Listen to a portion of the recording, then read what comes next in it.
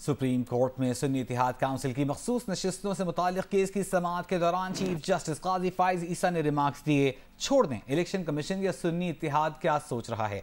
Election commission भी आइन पर ही इंहिसार करेगा। बताया जाए सुन्नी इत्तेहाद को आइन के मुताबिक कैसे मखसूस नशिस्तें मिल सकती हैं। जस्टिस जमाल खान मंदोखेल ने सवाल किया, जिन्होंने इंतखाबात लड़ने की जहमत ही नहीं की उन्हें क्यों मखसूस नशिस्तें दी जाएं। मजीद देखते हैं अरफा जकी की इस रिपोर्ट में।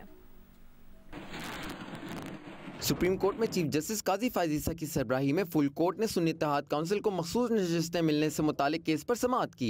सुन्नी इत्तेहाद के वकील फैसल सदीकी और कमल शोजब के वकील सलमान अकरम राजा ने दलाइल दिए। फैसल सदीकी ने कहा, कानून में कहीं नहीं लिखा कि मखसूस नशिस्तों की फहरिस्त जनरल इलेक्शन से पहले जमा करानी है। मसला इंतखाबी निशान केस के फैसले की वजह से पैदा हुआ है। जस्टिस जमाल खान मंदोखेल ने सवाल किया, जिन्होंने इंतखाबात लड़ने की जहमत ही नहीं की उन्हें क्यों मखसूस नशिस्तें दी जाएं। जस्टिस इरफान सादत ने कहा, सुन्नी इत्तेहाद काउंसिल तो सियासी जमात ही नहीं। वकील फैसल सदीकी ने जवाब दिया, मखसूस नशिस्तें इंतखाबात में परफॉर्मेंस पर इंहिसार नहीं करती।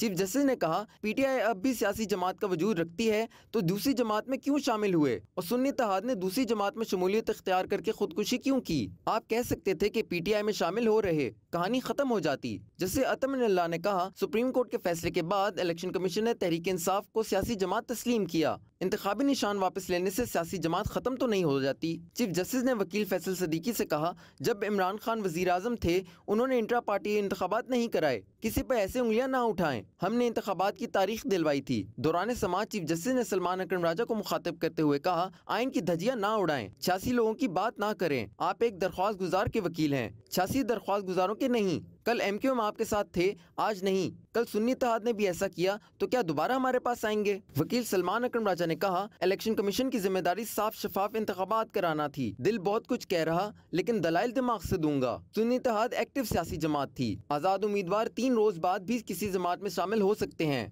जैसे अतमिनुल्लाह ने रिमार्क्स दिए, प्रेस कॉन्फ्रेंस करने वालों को माफी, बाकी निशाना। अवाम के हक पर डाका डाला गया। फातिमा जिन्ना ने इंतखाबात में हिस्सा लिया तो तब भी अवाम से हक छीना गया। मुकम्मल सच कोई नहीं बोलता।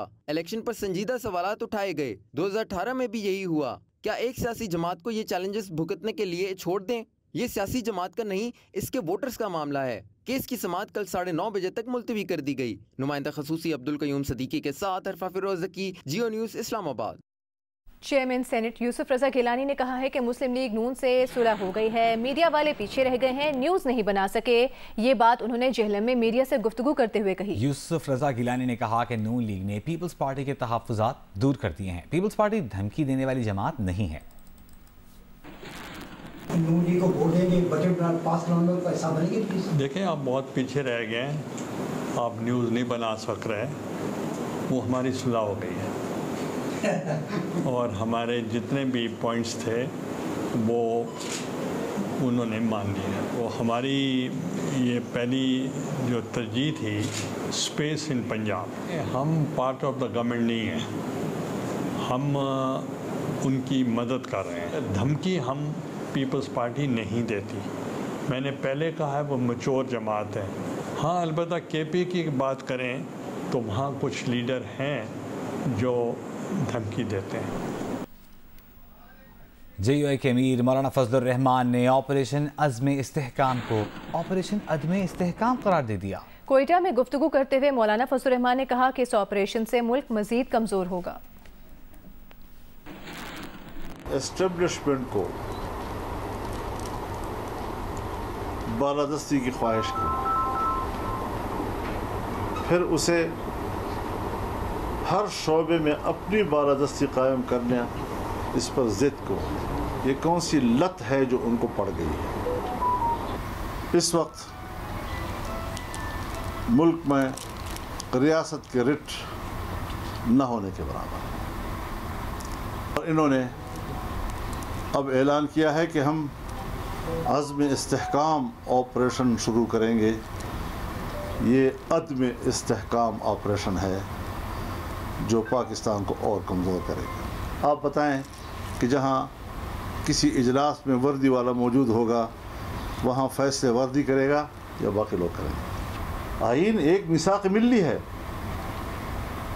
जब मिसाक़ मिल्ली बीच में नहीं रहेगा तो फिर आवाम का इस रियासत के साथ जो कमिटमेंट है उसका कोई ज़मानत नहीं है। वज़ीर आला खैबर पख्तूनख्वा अली अमीन गंडापुर ने कहा है कि ऑपरेशन अज़्म इस्तेहकाम के बारे में फिलवक्त कोई चीज़ भी वाज़ेह नहीं है। जब तफसील सामने आएगी तो ही बात होगी। अडियाला जेल में बानी पीटीआई से मुलाकात के बाद मीडिया से गुफ्तगू करते हुए उन्होंने कहा कि बानी पीटीआई ने कभी किसी को आर्मी चीफ बनाने का नहीं कहा था। बाजवा साहब खुद बानी पीटीआई को कहते थे कि जनरल फैज़ बेहतरीन आर्मी चीफ होंगे। कोई तकरीबन 3 साल से जनरल फैज़ ऑफिशियली जो है वो एंगेज थे इस सारे निज़ाम के अंदर। बदकिस्मती से बाजवा साहब ने उनको हटा दिया और बाजवा साहब इमरान खान को कहते थे कि ये एक बेहतरीन चीफ ऑफ आर्मी स्टाफ हो सकता है। इमरान खान साहब ने कभी किसी को नहीं कहा, ना ही उनका कोई प्रोग्राम था किसी को बनाने का। उसको हटा दिया उस मौके पर कि जो बंदा ये सारा रोल प्ले कर रहा था। और लेकिन बाद में ये सामने आया कि उसको हटाने की जो वजह थी वो बेसिकली जो एक प्लान बना हुआ था इनका नवाज शरीफ के साथ या अमेरिका के साथ कि उन्होंने इमरान खान की हुकूमत गिरानी है, तो बेसिकली ये उस वजह से उसको हटा दिया गया। पहले चीज़ क्लियर तो हो जाए ना। अब तक क्लैरिटी नहीं है इस बात की। जब तक ISPR में क्लैरिटी नहीं आएगी कि ये किस तरह, पहले तो ये कि क्या ऑपरेशन होना है, पहले तो ये सवाल है कि क्या ऑपरेशन होना है, अच्छा होना है, कहाँ होना है, किस तरीके का होना है, किस साइज में होना है, उसका स्केच क्या होगा। पहले तो ये बात जब सामने आएगी तो तब ही हम उसके बाद कोई बात कर सकते हैं। अवामी नेशनल पार्टी ने भी ऑपरेशन अज़्म इस्तेहकाम के फैसले पर तहफ़्फ़ुज़ात का इजहार कर दिया है। पेशावर में गवर्नर फैसल करीम कुंडी से मुलाकात के बाद गुफ्तगू में मियां इफ्तिखार हुसैन ने कहा कि गवर्नर खैबर पख्तूनख्वा ANP के तहफ़्फ़ुज़ात विफाक तक पहुँचाएँ। ऑपरेशन इस्तेहकाम पाकिस्तान के हवाले से जो फैसला हुआ, हमें उन पे शदीद यानी तहफ़्फ़ुज़ात हैं। ये एक तरफ़ा फैसला है, किसी को एतमाद में नहीं लिया गया है। लोगों का न मुज़ाकरात पे यकीन है न ऑपरेशन पे यकीन है। जब भी कोई ऐसा कदम उठाना हो, कौमी असम्बली, सेनेट और स्टेक होल्डर्स सबको एतमाद में लेके ऐसे फैसले किए जाए।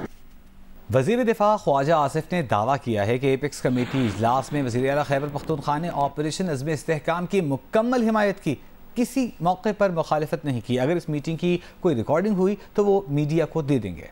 एक इंटरव्यू में उन्होंने कहा कि PTI ऑपरेशन पर अपने सियासी मफादात की वजह से नहीं मान रही। ये ऑपरेशन PTI के खिलाफ नहीं होगा, जिन्होंने पाकिस्तान के खिलाफ ऐलान जंग किया हुआ है उनके खिलाफ होगा।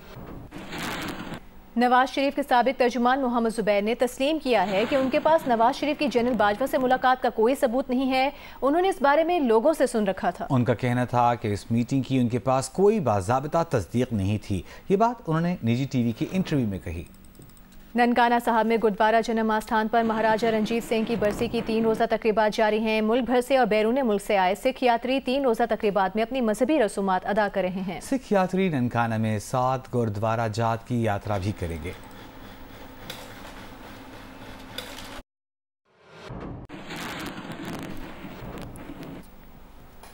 चेयरमैन इस्लामी नज़रियाती काउंसिल अल्लामा राग़िब हुसैन नईमी ने कहा है कि इंसानी मिल्क बैंक के क़याम से पहले इस्लाम में रिज़ात के मुतालिक हुक्म से मुतालिक जानना बहुत ज़रूरी है।